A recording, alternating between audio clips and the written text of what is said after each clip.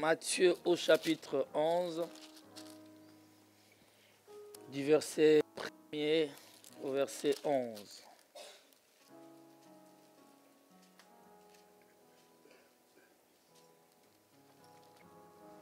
La Bible dit, lorsque Jésus eut achevé de donner ses instructions à ses 12 disciples, il partit de là pour enseigner et prêcher dans les villes du pays. Jean, ayant entendu parler dans la prison des œuvres du Christ, lui fit dire par ses disciples, « Es-tu celui qui doit venir ou devons-nous en entendre un autre ?» Jésus leur répondit, « Allez rapporter à Jean ce que vous entendez et ce que vous voyez. Les aveugles, les boiteux, les lépreux sont, les sourds, les morts, et la bonne nouvelle est annoncée aux pauvres. Heureux celui pour qui je ne serai pas une occasion de chute. » Amen. Comme il s'en allait, Jésus s'est mis à dire à la foule au sujet des gens, « Qu'êtes-vous allés voir au désert? Un roseau agité par le vent? Mais qu'êtes-vous allés voir? Un homme vêtu d'habits précieux? Voici ceux qui portent des habits précieux sont dans les maisons de rois. Qu'êtes-vous donc allés voir? Un prophète? Oui, vous dis-je, et plus qu'un prophète. Car c'est celui dont il est écrit, voici, j'envoie mon messager devant ta face pour préparer ton chemin devant toi. Je vous le dis en vérité, parmi ceux qui sont nés des femmes, il n'en a point paru de plus grand que Jean-Baptiste. Cependant, le plus petit dans le royaume des cieux est plus grand que lui. Donnez-moi un amen. Donnez-moi encore un bon amen. Nous pouvons nous asseoir. Qu'êtes-vous allés voir dans le désert? Parce que normalement, le désert n'est pas un lieu d'attraction. C'est un lieu aride. Dans le désert, il n'y a pas d'immeuble. Il n'y a pas de vie dans le désert. Mais qu'est-ce que les gens se précipitaient? Qu'est-ce qu'ils allaient chercher dans le désert? Amen. J'aimerais que tu comprennes que celui qui a Dieu, c'est un point d'attraction. Jésus, quand il est venu sur la terre, il y avait, la Bible dit, partout où il allait, c'est des foules qui le suivaient. Alléluia. Celui qui a Dieu est source d'attraction. Les gens vont se précipiter tout autour. J'ai dit les gens de tous bords, de toutes catégories. Amen. Mais lorsque les gens sont tout autour de toi, il y en a qui sont de bonnes personnes et d'autres pas. Pendant que nous avons développé ce sujet, il y a quelque chose que nous avons mis vraiment l'accent là-dessus, c'est sur la grâce de Dieu. Quand Dieu te fait grâce, il te démarque du reste du monde. Lorsque Dieu visite David, lorsque l'onction descend sur lui, lorsque Dieu lui dit « Je t'ai fait grâce, David », il l'a mis à part. Et désormais, toute personne qui a la grâce de Dieu, Dieu fait la séparation avec les autres. Qu'est-ce qui te sépare des autres? Qu'est-ce qui te distingue des autres? C'est la grâce de Dieu sur ta vie. Quelqu'un peut dire avec moi Amen. Mes amis, lorsque Dieu te fait grâce, les choses changent. On a vu avec vous, dans Luc chapitre 1er, l'histoire avec la naissance de Jésus-Christ. L'ange Gabriel vient voir Marie et il lui dit, « Je vous salue, Marie, car le Seigneur t'a fait grâce. Et il est avec toi. » Mais quand Dieu te fait grâce, il t'accompagne. Je vous ai toujours dit que Dieu ne nous envoie pas à la manière des hommes. Ton père dans la chair, quand il t'envoie, il reste à la maison. Mais Dieu t'envoie, il t'accompagne. C'est ça la différence. Lorsque Dieu te dit, va, j'aime comment est-ce que le frère Isaac Boukassa, il dit, quand Dieu dit va, en fait, il dit allons-y. Donnez-moi un amen bien, mes amis. Lorsque Dieu te dit va, lorsqu'il te fait grâce, il va te différencier. Lorsque Dieu te fait grâce, ton mariage sera différent des autres mariages. Lorsque Dieu te fait grâce, tes enfants seront différents des autres enfants. Lorsque Dieu te fait grâce, mes amis, tes projets réussiront. Pourquoi? Qu'est-ce qui fait cette différence? La grâce de Dieu. Et la grâce de Dieu est imméritée. Ne venez pas me demander pourquoi toi tu as réussi. J'ai réussi parce que j'ai la grâce. Les gens peuvent avoir les mêmes talents, les mêmes dons. Mais la différence, ça sera la grâce. On a parlé d'Esther, n'est-ce pas? On a cherché des jeunes filles, vierges et belles de figure. Elle, il y avait une option en plus belle de taille. Amen. Mais lorsque Dieu lui a fait grâce, la Bible dit partout où Esther allait, les portes étaient ouvertes. Alléluia. Et nous croyons que pendant ces 8 jours, le Seigneur a répandu ses abondantes grâces sur nos vies. Quelqu'un dit avec moi, je suis un gracier. Amen. Vous savez, vous ne comprenez pas vraiment bien. Il y a dans certaines réalités, on ne saisit pas l'ampleur de la grâce. Allez aux États-Unis, là où il y a la peine de mort. N'est-ce pas? Et beaucoup de chefs de présidents américains, avant qu'ils ne partent, avant qu'ils quittent son mandat, qu'est-ce qu'ils font? Ils gracient certaines personnes qui sont dans le couloir de la mort. Cette personne, on sait qu'il va mourir. Et cette personne, c'est toi et moi. Toute la descendance d'Adam, les jours où Adam tu en mangeras, tu mourras. On était mort plutôt dans le couloir de la mort. Mais il fallait que quelqu'un vienne. Alléluia. Dieu a fait grâce à toute l'humanité. Mais la grâce n'est grâce que pour la personne qui l'accepte en tant que grâce. Il y en a qui sont en train de marcher sur la grâce. Même ce matin, on est en train de te dire, donne ta vie au Seigneur. C'est-à-dire la grâce est encore disponible. Parce que je t'ai dit bientôt, le Seigneur viendra. Et ça ne sera plus la grâce. Ça sera l'ikabod. La grâce va aller de l'autre côté. Ceux qui vont rester ici après l'enlèvement ne seront plus sous la grâce. Est-ce que je parle à quelqu'un? Si tu es là, tu n'as pas encore donné ta vie au Seigneur, donne ta vie. Dis à quelqu'un à côté de toi, dis-lui, donne ta vie au Seigneur. Hey. Alléluia. Hier, on était ici, la veillée, là, jusqu'à 4h, 35h. J'étais tellement fatigué. 6h, c'est vrai, je sais. J'ai même demandé la chaise pour m'asseoir, pour prier pour les gens, parce que j'étais fatigué. Mes amis, écoutez, on a vu des petits enfants ici donner leur vie au Seigneur et pleurer. Alléluia. Et toi qui as déjà... Tu t'approches davantage de la mort. Donne ta vie au Seigneur, tu es encore dans des nganda. Tu vas encore dans des boîtes de nuit. Tu passes encore ton temps dans des futilités. Jésus revient. Que quelqu'un me comprenne bien. La distraction nous éloigne de Dieu. Amen. L'heure est avancée, mes amis. Jésus revient. Profite, il y a encore la grâce. Profite de cette grâce parce que bientôt ça sera fini. Tous les signes de temps sont là. Tous les signes de temps, tout nous rappelle que Jésus revient. Tout nous rappelle que Jésus revient. Mais il te trouvera dans quelle posture? Il te trouvera où?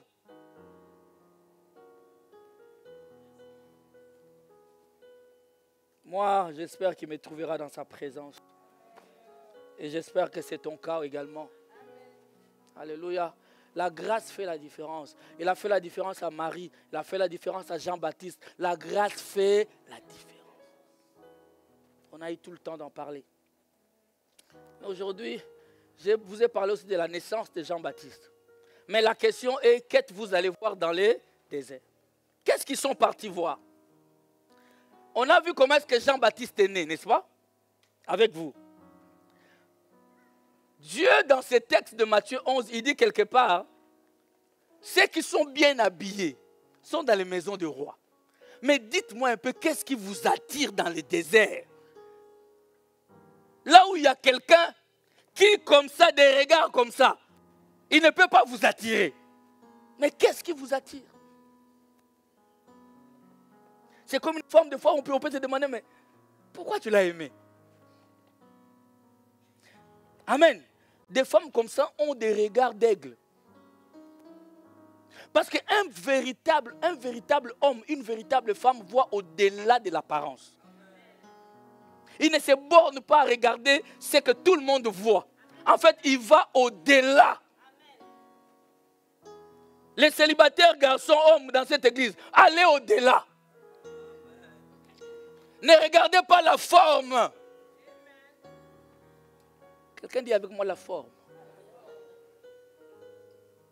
La forme fait partie de l'apparence. La forme est différente du fond. Alors un véritable enfant de Dieu ne regarde pas la forme. Il va dans le fond. Parce que s'il ne s'agissait que de la forme, je vous assure, personne n'allait suivre Jean-Baptiste dans le désert. Dans Matthieu chapitre 3, on nous montre comment l'apparence de Jean-Baptiste était. Mes amis, en temps normal, il pouvait faire fuir les gens. Amen. Matthieu chapitre 3, à partir du verset 1er. En ce temps-là parut Jean-Baptiste, prêchant dans les déserts de Judée. Il prêchait dans les déserts, il n'allait pas dans les temples. Vous êtes avec moi? Il disait, repentez-vous, car le royaume des cieux est proche. Écoutez, les messages des gens, c'était les messages de la repentance. Voilà pourquoi nous avons expliqué ici que Jean est, quand on dit que Jean est plus qu'un prophète, et de tous ceux qui sont nés des femmes, pas plus grand que Jean, c'est par rapport à sa mission. Jean avait comme mission de présenter le Messie, de présenter la vie. Alors Jean lui-même devait avoir un message qui peut te permettre de rentrer dans la vie.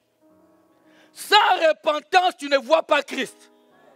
Voilà pourquoi dans Actes des Apôtres chapitre 2, ils ont dit à Pierre, Pierre, homme frère, que devons-nous faire pour être sauvés? Il dit, repentez. En d'autres termes, croyez d'abord au baptême de Jean-Baptiste. Je parle à quelqu'un ici? Donc il faut d'abord croire à la parole, te repentir. C'est seulement après la repentance que la vie peut entrer en toi. Si tu ne passes pas par la repentance, tu ne vois pas Jésus. Est-ce que je parle à quelqu'un? Repentez-vous car le royaume des cieux est proche. Jean, ce n'est pas le jour, mais laissez-moi. Laissez-moi un peu. Le royaume des cieux est... Jésus n'était pas encore mort. Jean dit que le royaume des cieux est proche. Tu t'es déjà posé cette question? Pourquoi Jean dit déjà là que le royaume des cieux est proche? Parce que laisse-moi te dire que le royaume des cieux est une personne. Quand il disait ça, c'était pour leur dire, Jésus est proche. Je vais bientôt le présenter. Le royaume des cieux, c'est Jésus. Voilà pourquoi il disait aux gens, le royaume des cieux est au milieu de vous. Amen. Parce que lorsqu'un roi se déplace, c'est le royaume qui se déplace. Quand il arrive quelque part, même le président américain, le président belge, belge royaume, hein, quand on place, là où il est, on place les drapeaux. Cet endroit-là, c'est le royaume de la Belgique. Amen. Toute l'armée céleste était là avec le roi. Il dit, repentez-vous, le royaume des cieux est proche. Ça dit, bientôt je vais le présenter. Moi, quand on est parti voir Jean, on lui a dit, qui es-tu? Es-tu le Christ? Es-tu le Messie qui devait venir? Il a dit, non, non, non.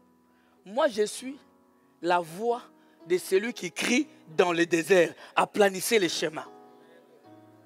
Amen. J'ai une mission. Je ne suis pas à sa hauteur. Amen. Jean est celui qui avait été annoncé par Ésaïe, le prophète, lorsqu'il dit, c'est ici la voix de celui qui crie dans le... Préparez les chemins du Seigneur, aplanissez ses sentiers. Jean avait un vêtement de poils de chameau, mes amis. Si ce n'était vraiment pas les jeunes, j'allais, comme je fais souvent, j'allais envoyer les images. Comme ça, vous allez voir les poils de chameau. Jean avait un vêtement de poils de chameau. Et une ceinture de cuir autour des reins. Il se nourrissait de sauterelles et de miel sauvage. Mais quelqu'un de comme ça, c'est ton pasteur. Je resterai ici qu'avec ma femme et mes enfants. Vous allez fuir. Parce que c'est la folie. Il n'avait pas des habits que tout le monde avait. Même Jésus, lui, il avait quand même des robes. Jésus avait. Hein? Jésus avait l'aspect quand même. Mais Jean-Baptiste, comment les gens pouvaient quitter leur maison au lieu d'aller dans les synagogues, au lieu d'aller dans les temples? Ils ont couru vers quelqu'un qui se nourrissait de sauterelles et de miel sauvage. Et qui s'habillait de poils de chameau. Je ne sais pas qui a cousu ça. Quelqu'un qui était un marginal. Amen. Raison pour laquelle Jean-Baptiste avait un langage cru. Il pouvait regarder ses contemporains et leur dire race de vipères. Il ne connaissait pas vivre bien avec les gens. Ce n'est pas ton problème. Tu vois les savoir vivre là. Notre pasteur, tu vois, son langage est dur. Va Jean. Allez chercher Jean-Baptiste. Je ne sais pas si quelqu'un me suit bien. Allez, Jean-Baptiste, c'était pas facile. Tu ne pouvais pas l'accepter. Tu ne pouvais pas. Qui connaît sa femme?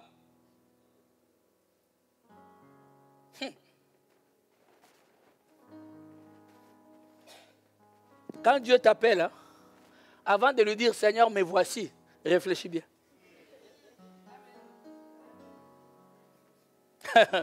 Réfléchis bien. Jean, un homme hors de la société.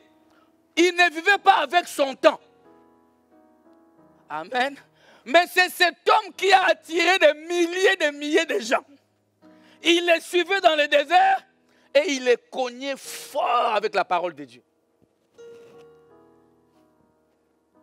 Est-ce que je parle à quelqu'un ici?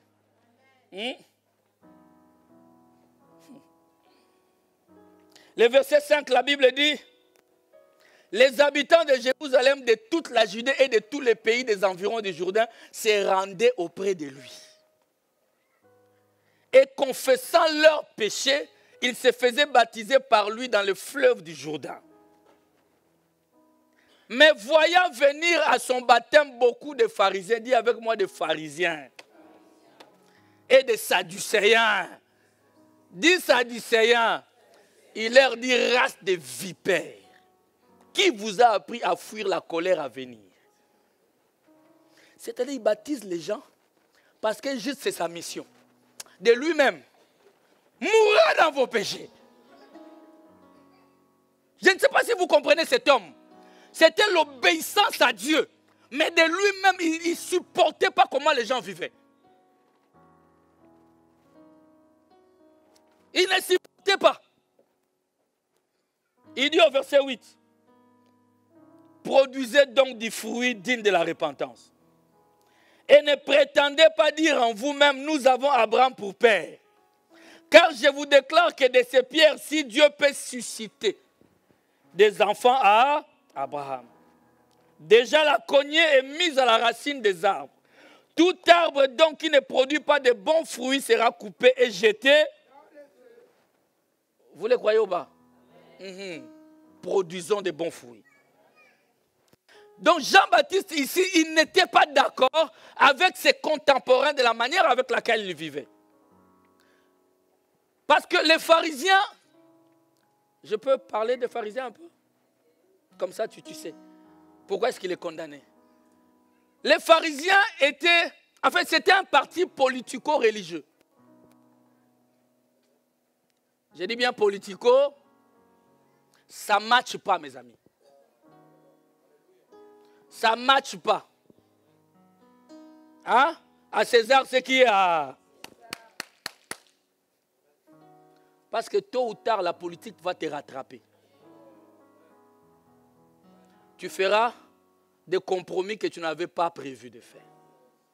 Ça, ce n'est que moi. Amen. Un frère, quand tu es un oint de Dieu avec une mission du Seigneur, éloigne-toi de la politique. J'ai dit bien, quand tu es un oint de Dieu, avec une mission précise de Dieu. Tu es Éphésiens 4. Je ne dis pas un frère à l'église, il peut avoir la mission de s'intéresser au social. Il peut en avoir aussi comme mission. Mais quand tu es un oint de Dieu, tu es un envoyé de Dieu, tu es un Éphésiens 4, pasteur, docteur, quand tu es là-dedans, c'est-à-dire que tu as déjà une mission de la part du Seigneur. Concentre-toi sur ta mission.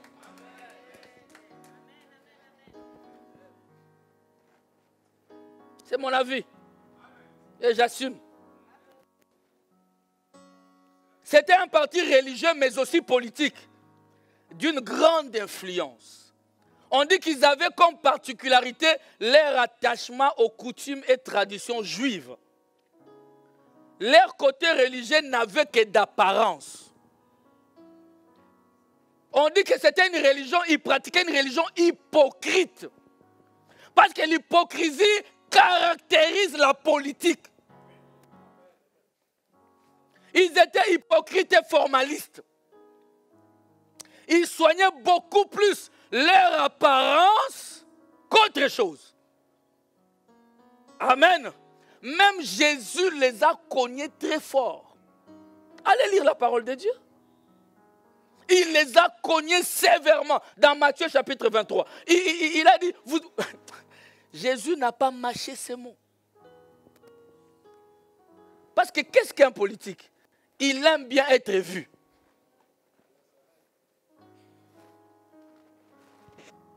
Je vais en parler, mes amis. Est-ce que vous êtes là? Je vais revenir sur ça tout de suite.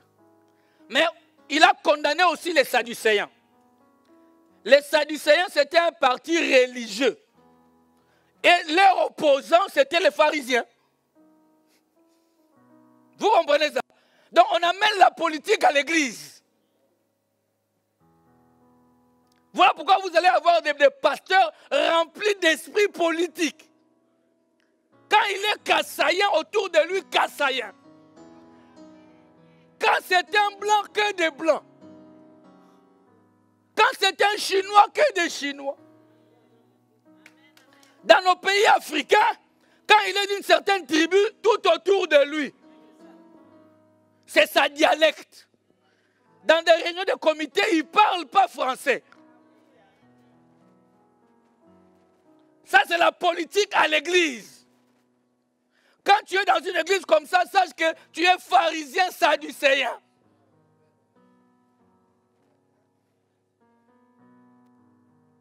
Ne sois pas de pasteur sadducéen ou pharisien. Amen. Jésus les a aussi condamnés très fort. Parce que Jésus ne mâchait pas ce mot. Aujourd'hui, mes amis, si tu as l'Esprit de Dieu sur toi, tu ne seras pas tranquille de voir les gens comment ils sont en train de vivre. Alléluia. Un oint de Dieu véritable ne fait pas des choses pour être vu des hommes. Il ne fait pas des choses pour sa propre publicité. Mais il parle de Christ. Parce que tout enfant de Dieu est un panneau publicitaire pour Dieu. Non pas pour lui-même. Voilà pourquoi nous disons, non pas à moi, Seigneur, mais à toi donne gloire. Est-ce que quelqu'un est avec moi? On va quand même lire Matthieu 23. Laissez-moi tranquille, je vais lire Matthieu, on a le même nom. Amen. Quelqu'un est en train de dire, pasteur, il lit beaucoup Matthieu. Au moins, moi, j'ai quelqu'un dans la Bible qui a mon nom. À partir du verset 1er. Matthieu 23, verset 1. Alors Jésus, parlant à la foule et à ses disciples, dit, les scribes et les pharisiens sont assis dans la chair de Moïse. Faites donc et observez tout ce qu'ils vous disent, mais n'agissez pas selon leurs œuvres. Ah! Ah! Car ils disent et ne font pas. Mes amis, quand tu as un pasteur qui n'est pas exemple, ne le suis pas. Pourquoi vous êtes... j'ai entendu des amens alternés. Hey! Papa, toi tu viens me prêcher la parole et tu n'es pas un exemple. Je vous ai dit, on ne donne pas ce qu'on dit. On donne ce qu'on a. Je peux dire Jésus, Jésus, si c'est en moi l'impudicité qui est là, je communique l'impudicité. Mes amis, tu dois être un exemple en tant qu'enfant de Dieu. N'allez pas parler aux gens, convertissez-vous, mais toi-même. Faites donc. Pourquoi? Écoute, Jésus dit, ils sont assis sur la chair de Moïse. En d'autres termes, il est en train de leur dire qu'ils connaissent bien la loi de Moïse. Donc ce qu'ils vous disent, c'est vraiment ce que Moïse a dit. Mais eux-mêmes n'agissent pas comme Moïse. N'agissent pas conformément à ce qu'eux-mêmes disent. Alléluia. Ils disent et ne font pas. Le verset 4. Ils lient des fardeaux pesants et les mettent sur les épaules des hommes. Mais ils ne veulent pas les remuer du doigt. C'est fort. Ils sont en train de dire aux gens, ne faites pas ça. Et comme ceci, la loi de Moïse, les jours de sabbat, voilà, eux-mêmes en cachette. Ils n'observent rien.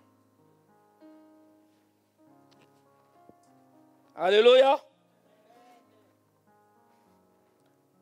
Ils font toutes leurs actions pour être vus.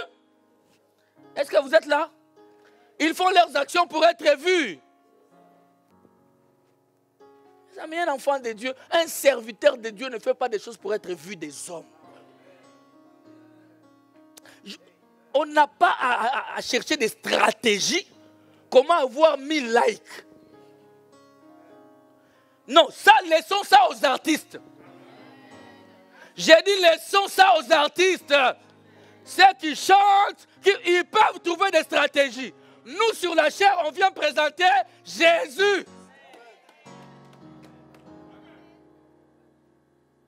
Est-ce que quelqu'un me comprend? J'ai vu un autre artiste là dernièrement.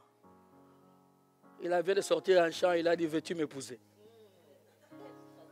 C'est pour que les gens aillent dans sa peau d'artiste. Qui le condamnera? Mais ne monte pas sur la chair avec des stratégies pareilles. Là, on monte, on présente Jésus et on descend. Si tu veux te présenter, parler de toi, parler de tes stratégies, trouve-toi un autre plateau. J'ai dit, trouve-toi un autre. Aujourd'hui, c'est facile. Tu prends seulement ta caméra, tu mets là. Bokoto. Entrez, entrez, entrez, entrez. Tapotez, tapotez. Laissez la chair tranquille. Sur la chair, on communique la vie. On communique la parole. On communique Jésus. On ne vient pas avec des stratégies humaines. Pas ici, mes amis. Pas ici. Parle-nous de Jésus. Ne viens pas avec des stratégies humaines. Oh, parce que je vois un pasteur, il vient prêcher avec des rollers. Vous appelez ça comment? Avec des lumières, là, vous les jeunes. De quoi? De quoi? Au vert. Hein. Ça se voit que j'ai vieilli. Overboard. Il est là. Ouah, frère, tu veux faire quoi? Ah, mes amis. Au lieu d'aller méditer la parole, toi tu étudies, tu réfléchis. Comment je vais faire une stratégie pour que... Mais non. Mes amis, où allons-nous? Et le Seigneur a dit, on ne fait pas des choses pour être vu des hommes. Est-ce que quelqu'un m'entend? Ils font toutes leurs actions pour être vus des hommes. Ainsi, ils portent de larges phylactères et ils ont de longues franges à leurs vêtements. C'était par rapport aux sacrificateurs, par rapport à ceux qui servaient le Seigneur. Des phylactères, c'était des écritures bibliques qu'ils portaient à leur ceinture. Mais il y en a qui portaient des grosses écritures comme ça. Pour que même de loin, tu saches qu'il est homme de Dieu. Je vous ai déjà expliqué ça ici. C'est-à-dire que quand il passe dans la rue, il veut que tout le monde... Ah, homme de Dieu. Oh, daddy. Daddy. Aujourd'hui, même des jeunes de 18 ans sont des daddies aujourd'hui. Les daddismes dans les églises. Ils aiment la première place dans les festins. Et les premiers sièges dans les synagogues. Oh, mes amis, ça n'est pas bien. Ce n'est pas ce que Dieu nous recommande. Qu'est-ce que vous allez voir? Un homme qui a fui les premières places. Jean-Baptiste a fui les premières places. Il a fui l'environnement du roi. Il est allé dans le désert, mais les gens l'ont quand même suivi. Qu'est-ce que vous allez voir? Mais malheureusement, beaucoup d'entre nous, nous allons dans ces églises-là, où il y a les daddies, qui s'imposent en tant que daddies. Des patrons, des boss. Ici, dans l'église, ici, certaines personnes sont déjà venues me voir. Pasteur, quand même, quand les cultes terminent, va au bureau, calme, ferme-toi. Ah! J'ai dit, mes amis, j'ai les deux bras ici. Si j'ai dit à quelqu'un que moi, ma soeur, que le Seigneur te bénisse, qu'est-ce que j'ai fait de mal? Si par mon attitude, lui me rabaisse, c'est son problème. Si parce qu'il me trouve simple, je le prends dans mes bras, je dis bonjour ma soeur, comment tu vas? Il me trouve et il dit, c'est son. Mais moi, je suis en règle avec mon Dieu. Parce que je vous assure que beaucoup de serviteurs fuient parce que les gens leur manquent de respect en retour. Ça m'est déjà arrivé, est-ce que je suis mort?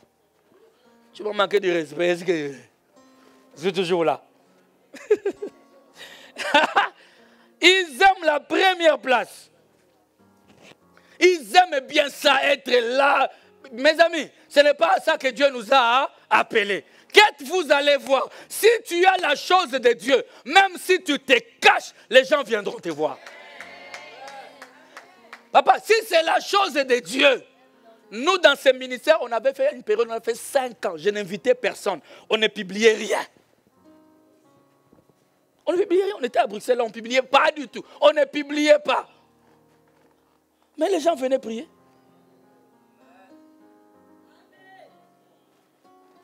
Que quelqu'un me donne un amen bien. Les hommes de Dieu aujourd'hui, ne soyons pas des pharisiens et des sadducéens. Soyons des enfants de Dieu qu'il a envoyés avec une mission bien précise pour bénir les peuples de Dieu. Amen. Donc quand nous voyons dans Jean son apparence, sa manière d'être, il ne pouvait pas attirer.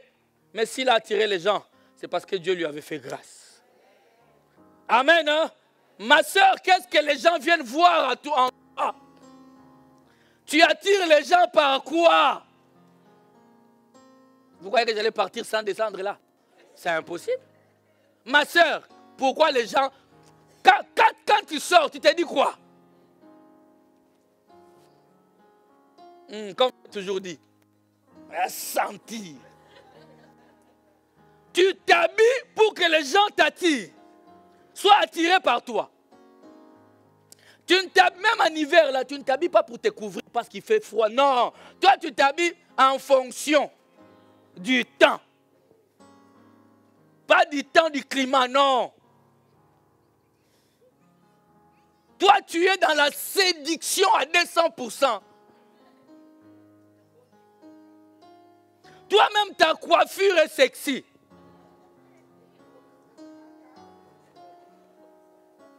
Les jours où j'avais compris ça, ça m'a étonné que la coiffure soit sexy. Ma soeur, tu t'habilles pour celui qui vient. Je vous ai toujours dit, j'ouvre seulement une parenthèse. Non, deux. Écoutez, un garçon digne de ce nom, si tu lui montres déjà tout, il vient en fonction de ce que tu lui as montré. Mais quand il voudra se marier, tout garçon, même les voyous fumeurs de chanvre, il devient sage. Pour une femme à la maison, il deviendra sage. Non, elle, c'était juste. Maintenant, vraiment, je vais me marier. Il va te dire, non, maintenant, vraiment. Et ta copine là, ah, non, elle, maintenant, vraiment. Maintenant, ma mère a parlé. Là, je cherche vraiment une femme qui va porter mes enfants. Il devient intelligent et sage. Et alors, ça, tu comprendras que toi, tu as passé ton temps. Quand il te regarde, il voit déjà tout.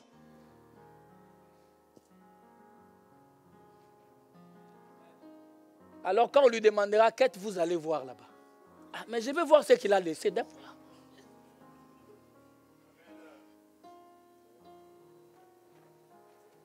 Quelqu'un dit avec moi amen?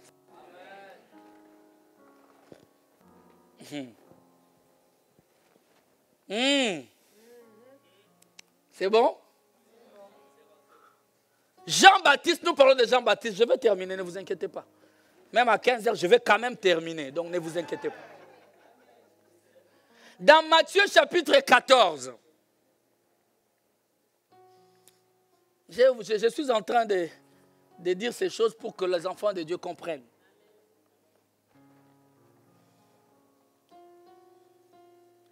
Dans Matthieu chapitre 14, à partir du verset 3, je veux que tu comprennes, quand tu as la mission de Dieu, quoi qu'il arrive, tu te tiendras sur ta mission. Ça peut être difficile, mais tu seras là. Remarquez ici, pourquoi Jean-Baptiste est mort? La Bible dit, Hérode qui avait fait arrêter Jean, l'avait lié et mis en prison. À cause d'Hérodias, la femme de Philippe, son frère. Hérode, écoutez bien, avait un frère appelé Philippe. Quand son frère est parti, Hérode veut prendre la femme de son frère Philippe qui s'appelait Hérodias. Alors je crois qu'il s'est dit, comme moi je suis Hérode. Elle c'est Hérodias, Hérodias. Comme ça quand on aura l'enfant, l'enfant s'appellera... Oh mon Dieu.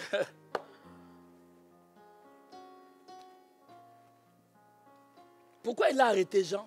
C'est parce que Jean-Baptiste lui avait dit il n'était pas permis de la voir pour femme. Regardons-nous bien, mes amis. Nous ne voulons pas des pasteurs pour mouiller, peureux. Quelqu'un vit dans le péché, tu as peur de lui dire. Il divorce le matin, il se marie le soir, il divorce le matin, tu es d'accord? Est-ce que je parle à quelqu'un ici? Jean-Baptiste s'est dit, non. Même si tu es roi, Hérode, tu ne peux pas. Et connaissant Jean, ce n'était pas en cachette. Les gens ont entendu, alors Hérode a dit, liez-moi cet homme-là. Mettez-le-moi en prison. Et c'est en prison là, amen, que Hérode, que Jean enverra les gens pour savoir, mais dites-moi, je suis en prison ici, mais je vais mourir. Mais je veux savoir si Jésus que j'ai présenté là, si c'est vraiment lui. Vous me suivez? Et quand il a dit ça, il l'a mis en prison. Et un jour, le roi Hérode prépare une grande fête. Une grande fête. Il a invité plusieurs gens. Et pendant la fête, donc malgré qu'on lui a dit non, il a quand même pris Hérodias. Et Hérodias était contente. Donc, ceux qui étaient contre Jean-Baptiste, ce n'était pas seulement Hérode. Hérodias était en colère. Pourquoi il m'interdit de me marier avec le roi? Mais parce que c'est contraire à la parole. Écoutez, Hérodias avait déjà une fille. Et pendant la fête, la fille de Hérodias, parce que la prostituée donne naissance à des prostituées.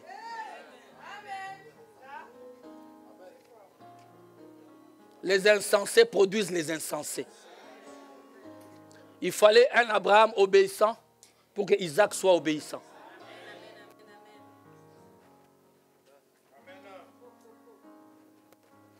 Amen.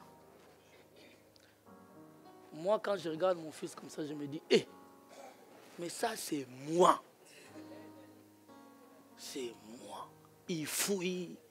Là où il y a des gens, il fouille. Il dit bonjour, il part. Il n'aime pas. Et je vous assure, c'est encore un peu plus fort que moi. Tu peux rentrer avec lui dans un magasin pour acheter un t-shirt. Quand il voit c'est écrit un nom grand, il ne prend pas. Il ne prend pas. Non, moi j'aime pas les petits. Mais petits. Amen.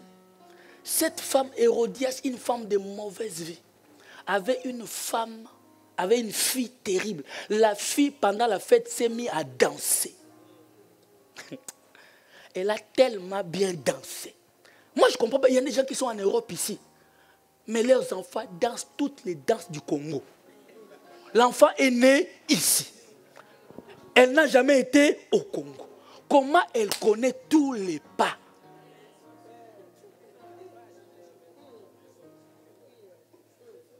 Hey! Tu vas voir une maman, sa fille a 12 ans, 13 ans. Tu commences à habiller ta fille comme si c'était une grande fille de 25 ans. Laisse-les dans sa jeunesse, qu'elle s'habille simplement. Tu commences à maquiller rouge à lèvres une fille de 12 ans. Tu l'habilles sexy. Tu t'attends à quoi?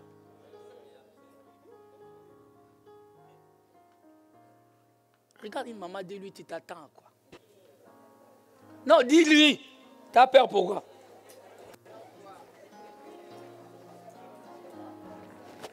Cette fille a dansé, elle a tellement dansé. Je prie que Dieu te donne des enfants selon sa volonté. Donne-moi un amen bien. Je l'ai dit du fond de mon cœur. Un couple béni produira des enfants bénis. Un couple qui craint Dieu, Dieu leur donnera des enfants à la hauteur de leur crainte. Je ne dis pas qu'ils ne commettront pas d'erreur, mais Dieu les gardera plus près de lui. Tôt ou tard, ils reviendront. Cette fille a dansé, ça devait être obscène, au point que le roi a dit, non. Demande-moi tout ce que tu veux.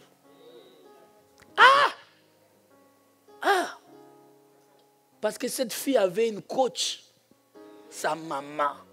Vous avez des coachs sur Internet. Vous êtes là, des coachs, comment vous maquiller, coach. Comment se coiffer, coach. Comment se marier, coach. Comment séduire, coach. Tu as des coachs partout. Et le Saint-Esprit, son coaching, il est où? Où est le coaching du Saint-Esprit?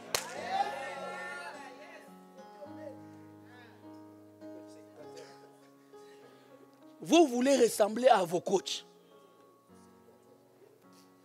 Il te donne les conseils sur le mariage. Lui-même, il a culbuté 28 fois. Écoutez, cette fille, une petite fille, quand on lui demande ça, elle va demander à sa maman. Sa maman dit, demande la tête de Jean-Baptiste. La jeune fille est allée dire au roi, donne-moi la tête de Jean-Baptiste. Le roi était triste, mais il avait déjà prononcé sa parole. Il a envoyé des gens qui sont partis décapiter Jean-Baptiste.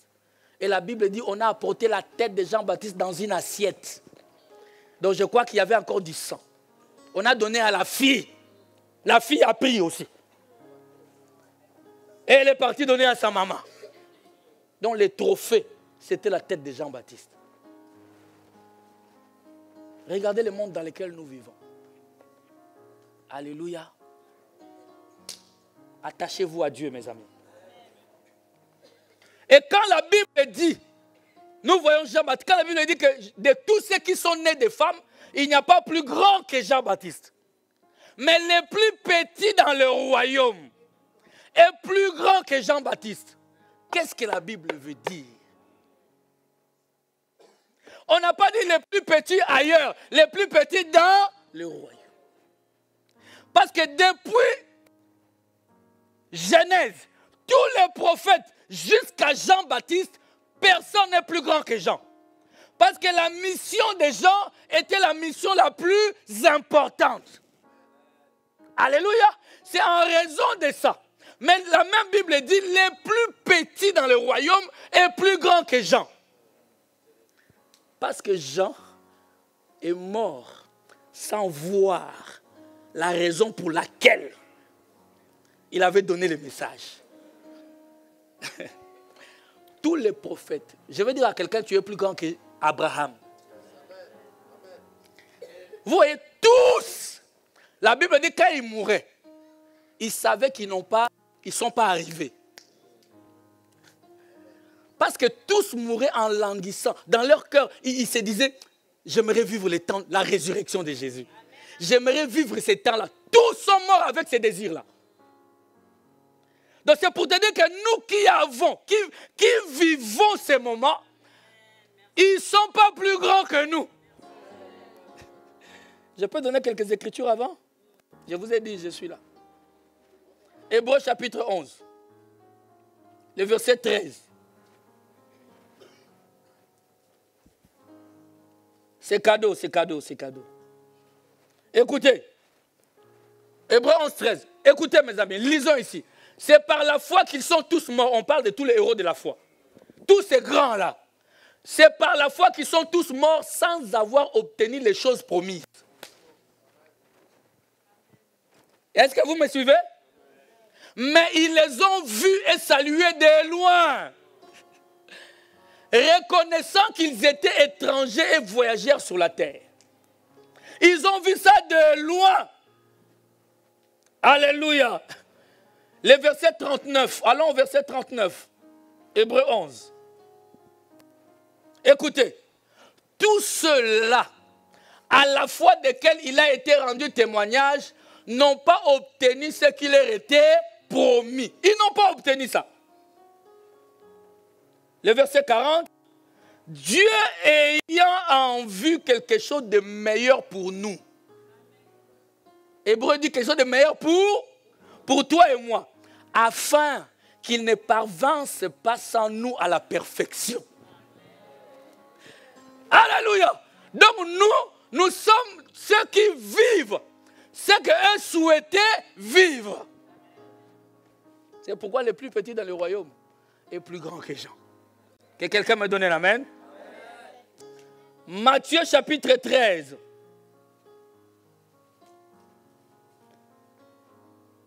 Versets 16 et 17.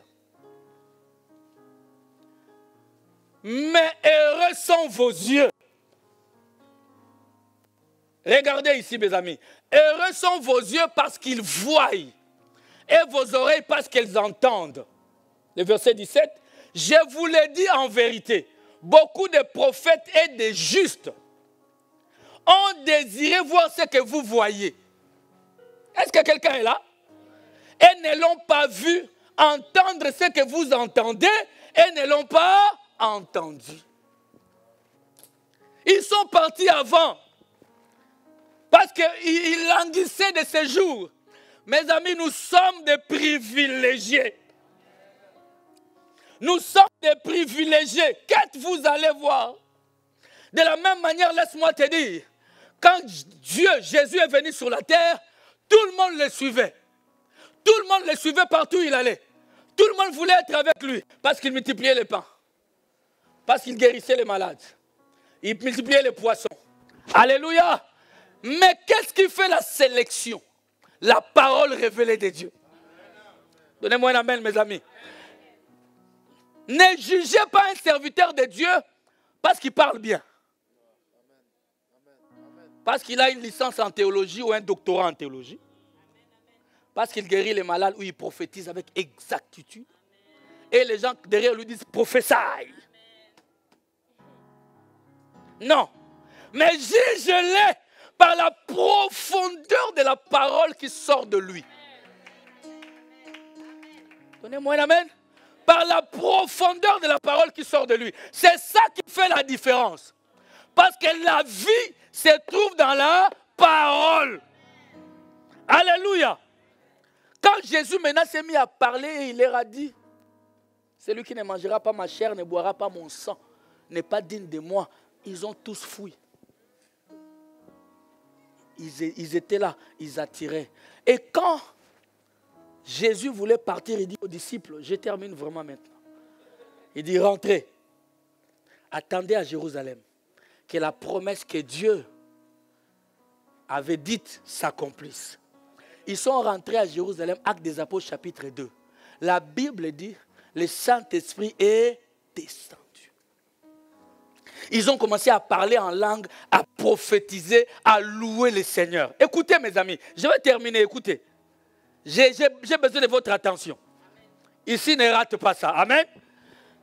Ils étaient tous là en train. Ils étaient où? À Jérusalem. Jérusalem, c'est ça la montagne de Sion. Jérusalem, c'est ça la cité de David. Jérusalem, c'est ça la cité de David. Ils étaient rassemblés dans la chambre haute, en train de prier, et le Saint-Esprit est descendu. La Bible déclare qu'il y avait tellement de bruit. Écoute ceci, mes amis. Tellement de bruit que toute la foule, beaucoup de gens sont venus vers la chambre haute. Vous me suivez? On pouvait leur demander qu'est-ce que vous allez voir. Vous courez voir quoi? Car ceux qui sont bien habillés sont dans les synagogues. Vous êtes venus voir quoi ici? Je vais te dire ce qu'ils sont partis voir. Ils sont partis voir l'Esprit de Dieu qui est descendu. Je veux dire à quelqu'un, là où l'Esprit descend, il y a une attraction. Là où l'Esprit descend, les malades viennent et ils sont guéris. Là où il y a une attraction, les liés viennent et ils sont déliés. Là où il y a une attraction, les choses changent. Mes amis, ils sont venus voir des gens qui n'ont pas été à l'école. Des simples pécheurs. Quand le Saint-Esprit descend sur toi, tes insuffisances sont effacées. Je n'ai pas de diplôme, ce n'est plus une raison. Dieu va faire. Bien, mais quand le Saint-Esprit descend, les choses changent. Pierre pouvait sortir pour aller au temple. Il arrive, il voit un paralytique qui dit, je n'ai ni or ni argent. Mais c'est que j'ai. Lève ta main droite. Je veux dire à quelqu'un, je n'ai ni or ni argent. Mais ce que j'ai ce matin, reçois cela au nom de Jésus. Lève ta main, je veux prier. Reçois cela au nom de Jésus. J'ai dit